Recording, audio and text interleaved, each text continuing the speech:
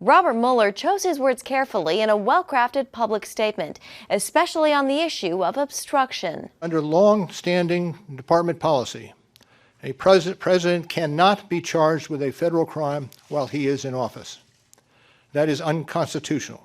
Mueller walked through the highlights of the 450-page report, explaining that charging President Trump with obstructing the investigation was not going to happen from the outset, adding, though, that he did not exonerate the president. If we had had confidence that the president clearly did not commit a crime, we would have said so. And that's where Mueller and his boss disagreed. After receiving Mueller's report, Attorney General Bill Barr determined the president had not committed obstruction.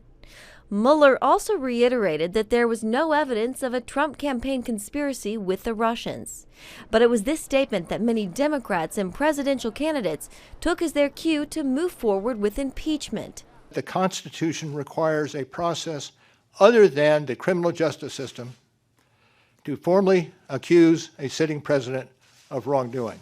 It falls to Congress to respond to the crimes, lies, and other wrongdoing of President Trump.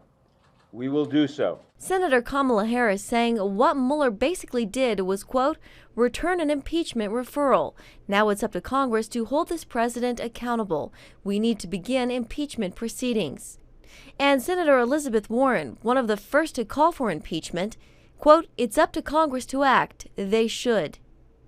Others, though, including House Speaker Nancy Pelosi, are urging caution. You don't bring an impeachment unless you have all of the facts. Mueller made it clear he doesn't want to appear before Congress and that the report is his testimony. Beyond these few remarks, it is important that the office's written work speak for itself. President Trump appearing undeterred and tweeting, quote, nothing changes from the Mueller report. There was insufficient evidence, and therefore, in our country, a person is innocent.